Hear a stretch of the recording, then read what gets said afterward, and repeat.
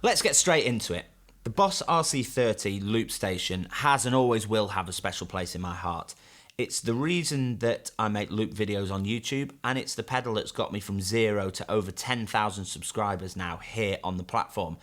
And I'll never get rid of it because it's just so sentimental to me. It actually lives on the shelf behind me in my living room as a constant reminder as to what this pedal's done for me.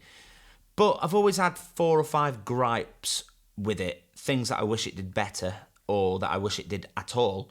So about a little over 6 months ago, I upgraded to the Boss RC-500. This is the latest dual track loop pedal that Boss makes, and it's actually taken over from the RC-30, which has now been discontinued. So stick around to find out what I think the RC-500 does better than the RC-30, and whether the RC-30 does anything better than the RC-500 that they couldn't iron out or get better.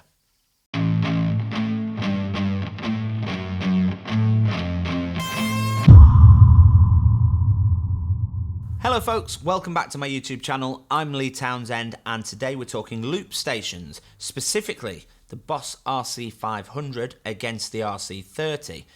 These essentially shouldn't really be put head to head because there's like 10 or 12 years between the two, so clearly the technology of the RC-500, the newer model, is going to be streets ahead of the RC-30.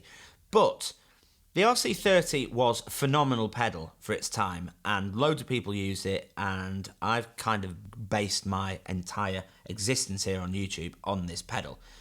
But there are 4 or 5 things that I wish it did better. So the first one of those is the way that you switch between the two tracks. You've got these LED indicators here as to which track you've got selected, but obviously if this pedal's on the floor and you're playing guitar and you're using your feet, the way you used to do that was to press and hold the stop button for 2 seconds. And I know with the small form factor of this pedal, they had to sort of come up with some workarounds as to how to do certain functions, but this, man, that's a long time to wait when you want to quickly switch between the two tracks. So long, in fact, that I used to use the Boss FS5U, which is this pedal here, and I used to plug it into the external foot switch input of the Boss RC-30 and set this to switch between the two tracks quickly. If you remember my Castle on the Hill by Ed Sheeran tutorial, my version of that song is actually impossible to play without that additional pedal. So the RC-500 quite obviously have made this a lot better by introducing a dedicated track select button. Red LED for track 1, blue LED for track 2, which makes things a hell of a lot easier for me, and it adds so much more possibility to this pedal. So much so that my Castle on the Hill version now is actually possible without the inclusion of a separate pedal. So that's one point for the RC-500. I mean, it's quite obvious where this is going to go. A second gripe that I always had with the RC-30 is a function that I wish it had at all, because you just couldn't do it virtually at all. And that was a start, stop, all function. Having to double tap the stop button to stop both tracks was annoying, but if it was the end of a song, it was fine. You could kind of get away with it, and I did get used to it. But if you wanted to stop both tracks and then start them both quite quickly, you had to tap dance your way across the FS5U and the RC-30 to double tap this stop button and then tap the FS5U to find when both tracks were armed, when both these LEDs were on, to then hit the start button again was just a bit of a nightmare, and it was a functionality that I'd almost never used because of how difficult it was to do. The RC-500 does that a lot better because they've added the functionality if you press and hold the track select button, it goes purple, which means both tracks are armed, so you can stop and start to your heart's content within this sort of pseudo track, which is both tracks together, and then you could jump back out of that onto either track 1 or track 2. The best thing about this dedicated track select button, though, is the fact that it frees up the FS5U to be a dedicated start, stop, all button, which is great for me because it means that I can have one track stopped, but the one that stopped can be the one that's armed, ready to record onto, but I can still stop both tracks with the FS5U. Obviously, you can see now that will sort of improve functionality and possibilities with this pedal, which I really love this setup now. I've got really used to it. It took a little bit of getting used to, but yeah, I don't think I'll ever be going back to the RC-30 as much as I loved it at the time. And the next thing that I wish the RC-30 did, which it never did, was have different track lengths for the two tracks. The two tracks on the RC-30 were locked together, and so much so, if you record one thing, obviously I've not got a guitar plugged into this for this demonstration, but you can see 1, 2, 3, 4, 1, 2, 3, 4. So that's playing. If we then switch over to track 2 and start recording into track 2, 1, 2, 3, 4, automatically it would end the recording after the same length as the first track, which God, it's been a long time since I've used this pedal. Arm both tracks and clear them both like that. So you can see that there's an obvious kind of downside to this. You can record a kind of beat into track 1, but then the next thing that you record into track 2, a riff or whatever, has to be the same length. RC-500 does this better. So the same sort of thing, 1, 2, 3, 4, 1, 2. You can actually see the loop length on this display here, which I love this functionality. It allows me to see where I am within the loop. And then if I flick over to track 2 and hit record, 2, 3, 4, 1, 2, 3, 4, 1, 2, 3, 4, 1, 2. I can leave that as long as I want. And you can see now that track 2 is 4 times longer than track 1. So track 1 could be like a beat or something, but then track 2 can be a riff or a bass line or whatever that doesn't have to end after the first 4 beats or whatever. Obviously, these can be as long or as short as you want them to be. So as another example of one of my videos, my version of Let's Dance by David Bowie has to start with a really long-winded intro because that bass line is so long. Now I can just record 4 beats of the beat with a beatbox into track 1, and then track 2 can take longer to build up or whatever, but I don't have to spend so long just doing the beat over and over and over again. So I can stop both of these with the FS5U. See how easy that is. And to clear the tracks now, obviously on the RC-30 it used to be this weird kind of press and hold the stop button and then click over to the play button. I actually got really used to this, and I used to just do this weird rocking motion with my foot. So I didn't have a problem with the way of clearing the tracks at all. It's a little bit easier now. You can press and hold stop, and that clears the track. Same for track 1. You can see also, before I clear this, that the indicators on these go white when there's information within the track, so that you know whether you've got a loop stored. Same goes up here with this indicator LED up here.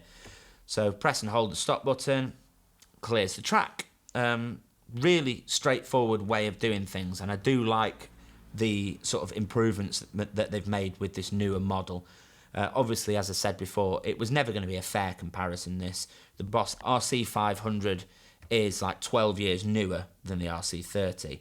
So the next thing that I wish the RC-30 did better, and they have ironed this out as well with the RC-500, and that is you could never clear one track while the other track was still playing. You had to stop both to clear one track, and it used to drive me insane that you couldn't just leave track 1 playing with a beat or something while you cleared track 2 and then go again recording into track 2. With this one you can actually do that. So 1, 2, 3, 4, 1, 2, 3, 4, and go back in there, record something into this track like so. Obviously we've got track 1 that's double the length again, sorry, track 2 that's double the length of track 1 again. But what we can now do is go back to track 1 and stop it and clear it with the other track still going, which is amazing. It means that I can start a song with a riff or whatever, and then add a beat into track 2, and then if that riff changes, for example, towards the end of the song, I can clear it, but while I'm still playing with the beat going, which is, flexibility-wise, is amazing. Thank you, Boss, for including that. That's I use that all the time. And the last thing that I wish this did better was its clunky undo feature. Now, there's a few songs, specifically my version of Shape of You by Ed Sheeran, where I use the undo and redo feature as kind of a third track. But I had to figure out which beat to start pressing the button on to get the undo and the redo to happen at the right time, because it was a set 2-second hold of the play record button, which obviously is not ideal if your tempo isn't 60 or 120 beats a minute. You couldn't count to the beat. You had to, because it's in seconds, you had to kind of figure out where you had to start pressing, which was really irritating. They've done that better again on the RC-500. The undo and redo feature now happens 1, 2, 3, 4. Well, just put some information in there. The undo feature, let me just add a second loop to that same track, by the way, just so that we can see what happens.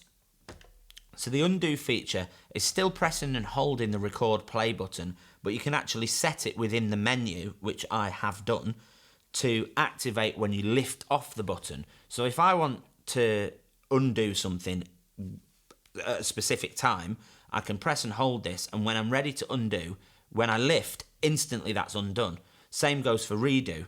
I press and hold, and when I lift, instantly it redoes that track. So that adds tons more flexibility, and essentially you've got an extra 2 tracks there, although you can only loop into them once. But you could have an undo and redo feature on track 1 and an undo and redo feature on track 2 to act like extra tracks. Wouldn't recommend really doing that too often, just because it's a bit dodgy. If you accidentally hit record again, then you've lost the ability to undo, because it'll undo the latest track, not the one before it, if that makes sense. Hope that makes sense. If it doesn't, leave comments in the comments section below, and I'll try to sort of explain it a little bit better if I can. So that was pretty much all of the things that the gripes that I had with RC30. Another positive about the RC500 is the recordings are now in 32-bit instead of 16-bit as they were on RC30, which just sounds so much more clear. The clarity of this new pedal is just insane. I absolutely love it, and all my videos from now on are going to be done with the RC500, unless, you know, I decide to bring back the RC30 for a guest appearance at some point in the future. The I/O of both of these pedals are identical, apart from the addition of MIDI on the RC500. You've still got stereo in, stereo out. You've got the external foot switch input on both of them. You've still got the mic input on both of them. Something that I do wish both of them did was have a dedicated out for the mic, so that I could EQ it differently in my mixing desk. And that's the one reason why I still use 2 microphones when I'm looping, when I'm playing live. I have a dedicated loop mic, because it has to be EQ'd in the desk the same as the guitar. So before I go, one thing that I do prefer about the RC30, and I still prefer over the RC500, is these big chunky clunky buttons. I've always really liked the Boss pedal feel. These ones as well, that clunky, listen to that. You know that you can jump all over them for life, and they're never ever going to let you down. They're never going to die. So these little sort of foot switch buttons on the RC500 they're not flimsy, they're not going to die or anything, but they're just a little bit close together as well, I'd say, on this pedal. Obviously, with the small form factor, the addition of the extra pedal, they had to do it this way. There was nothing they could have done better, really, with the additional functionality of this pedal. But I did a gig the other day wearing some Nike Air Jordans. I usually wear Converse because they're tighter and I can be a bit more accurate with them. But with the Jordans, I kept slipping off the record button onto my EQ pedal, and turning the EQ off, which obviously dramatically changes the sound of the guitar. So yeah, it's a little bit of a gripe that I've got with this pedal, but obviously they've done what they could with it. I still think it's worth its weight in gold, this pedal. It is such a nice sounding loop pedal. As I said before, with the addition of 32-bit audio, it just sounds so crisp, and I could just move it in my board and wire it differently or whatever, which I might think about doing. Maybe put the loop pedal over that side of the board so that I'm not slipping off the pedals or anything. But I've actually got plans for a complete pedal board overhaul in the near future, so I might just wait until I've done that. So stick around for that. That's pretty much all for this video. If you've got any useful information whatsoever out of it, please do consider leaving me a thumbs up by clicking that little thumbs up button below the video, wherever it is. And subscribe if you're not already a subscriber. Every subscriber helps, and we're trying to build a bit of a loop/guitar community here, and it would be great to have you on board. And if you've got any questions for me, please do feel free to leave comments in the comment section below this video. That's pretty much all there is to say now. So until next time, take care, thanks for watching, and I'll see you next time. Bye-bye.